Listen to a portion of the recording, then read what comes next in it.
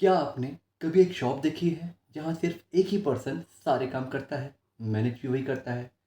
और क्या आपके घर में आपके पापा, चाचा, भाई सब एक ही बिजनेस में काम करते हैं बिना किसी एग्रीमेंट के? तो ये किस टाइप का बिजनेस ऑर्गेनाइजेशन है? बिजनेस स्टार्ट करने के कई तरीके होते हैं, लेकिन उनमें से सबसे पुराने और कॉमन फॉर्म है सोल प्रोप्राइटरशिप और एचयूएफ।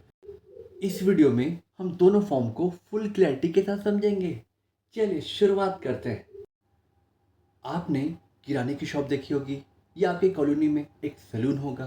क्या आप जानते हैं कि ये बिजनेस किसी कंपनी के अंदर नहीं आते, बल्कि एक पर्सन के थ्रू रन किए जाते हैं?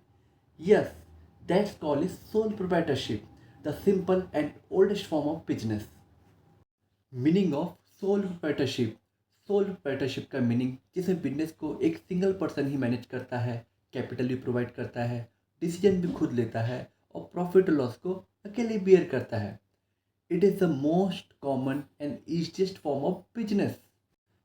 Features of sole proprietorship. Single ownership. इस बिजनेस का सिर्फ एक ही मालिक होता है जो सब कुछ कंट्रोल और मैनेज करता है। यह पर्सन सोल ओनर होता है। No separate legal entity. Owner और बिजनेस दोनों एक ही माने जाते हैं। अगर बिजनेस का लॉस होता है तो ओनर की पर्सनल एसेट्स भी रिस्क पे होती है। Easy to form and close. इस बिजनेस को स्टार्ट करने के लिए ज़्यादा लीगल फॉर्मेलिटीज़ नहीं होती है। और जब सोल ट्रेडर चाहता है कि बिजनेस को बंद करना यानी पूरी तरह से बंद करना चाहता है, तो उसके लिए भी इसी तरीके से क्लोज किया जा सकता है। Direct contact with customers. Owner खुद कस्टमर से बात करता है, इसलिए उनकी नीड्स को समझ पाता है। Quick decisions. ओनर को किसी से कंसल्ट करने की नीड नहीं होती है। डिसीजन लेने में कंप्लीट फ्रीडम होती है। He takes all major and minor decisions. Limitation of sole proprietorship. Limited resource. Owner के पास लिमिटेड पैसा एंड रिसोर्स होते हैं। Due to lack of resource, sole proprietorship small size के साथ धीरे धीरे ग्रोथ होता है। Lack of continuity. बिजनेस और ओनर एक ही होते हैं, यानी सेम एंटिटी के होते हैं। बिजनेस ओनर के लाइफ के साथ ही लिंक होता है। अगर ओनर का डेड होता है तो ये मान के चलिए बिजनेस भी क्लोज हो जाएगा। Unlimited liability. सोल प्रोप्राइटरशिप की लाइबिलिटी अनलिमिटेड होती है। बिजनेस के सारे डेब्ट्स के लिए वही लाइबल होता है। ओनर के पर्सनल एसेट्स भी रिस्क पे रहते हैं। Limited managerial ability. Sole proprietorship एक सिंगल पर्सन होता है। स्किल और नॉलेज की कमी के कारण बिजनेस की सभी एक्टिविटी को मैनेज नहीं कर सकता। सोल प्रोप्राइटरशिप के बर्डन रिड्यूस करने के कुछ प्रैक्टिकल तरीके। First, routine task. Routine task जैसे बिलिंग, स्टॉक मैनेज, क्लीनिंग के लिए असिस्टेंट और हेल्पर रखना।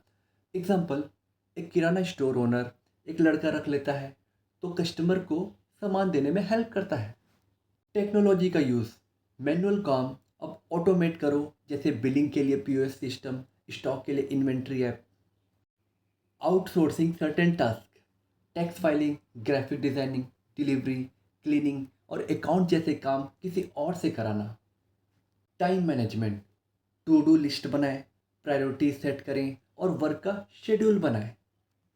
सोचो, अगर तुम्हारे दादाजी ने एक बिजनेस शुरू किया हो और उसमें तुम्हारे पापा और तुम भी पार्टनर बन जाएं, बिना किसी लीगल पेपर साइन किए।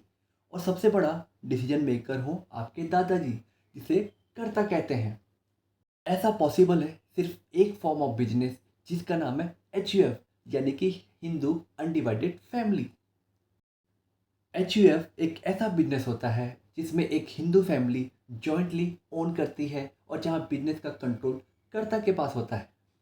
इसके लिए एक हिंदू लॉ है 1956। ये पार्टनरशिप एक्ट और कंपनीज एक्ट में एप्लीकेबल नहीं होता है। और ये जो वैलिड है ओनली हिंदूज, बुद्धिस्ट, जैन और Sikh. Features of HUF business. First, formation. HUF automatic form हो जाते हैं by birth in A Hindu family. कोई रजिस्ट्रेशन की जरूरत नहीं। Membership by birth. फैमिली का हर मेल मेंबर और अब फीमेल मेंबर पोस्ट 2005 के अकॉर्डिंग अब को पर्सनल बन सकते हैं। रोल ऑफ कर्ता। सबसे सीनियर मेल कर्ता होता है, वही डिसीजन मेकर और हेड होता है। Joint ownership. बिजनेस और प्रॉपर्टी सब मेंबर की होती है, बस कंट्रोल कर्ता के पास होता है। कंटिन्यूटी। कर्ता की डेथ से बिजनेस बंद नहीं होता, अगला सीनियर मेंबर कर्ता बन जाता है। लायबिलिटी, कर्ता की लायबिलिटी अनलिमिटेड होती है, बाकी सबकी लायबिलिटी लिमिटेड होती है। Demerit of HUF business. First, limited capital, सिर्फ फैमिली मेंबर ही इन्वेस्ट करते हैं, इसलिए कैपिटल इनकी लिमिटेड होती है।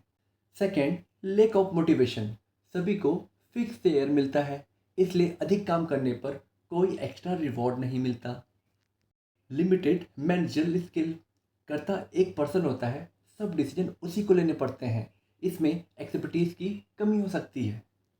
पॉसिबिलिटी ऑफ कन्फ्लिक्ट, फैमिली के बीच कन्फ्लिक्ट होने की पॉसिबिलिटी होती है, अनइक्वल वर्क के कारण में डिसएग्रीमेंट हो सकता है। डेक्लाइनिंग ट्रेंड, आज के ज़माने में जॉइंट फैमिली कम हो रही है, इसलिए एचयूएफ बिजनेस भी कम दिखते हैं। तो दोस्तों, सोल पार्टनरशिप और एचयूएफ दोनों अपने अपने तरीके से बिजनेस के स्ट्रॉन्ग पिलर हैं। जहां एक तरफ सोल पार्टनरशिप एक इंडिविजुअल के ड्रीम्स और हार्डवर्क का नतीजा होता है, वहीं एचयूएफ एक परिवार के यूनिटी और ट्रस्ट पर बेस होता है। आखिर में याद रखो, बिजनेस का स्ट्रक्चर बदलने से उसकी कहानी भी बदल जाती है। So choose wisely, act smartly and build strongly. अगर वीडियो पसंद आई हो तो लाइक, शेयर और चैनल को सब्सक्राइब जरूर करें, और मिलते हैं अगले पावरफुल वीडियो में साजिद एकेडमी भिलाई के साथ। Thank you.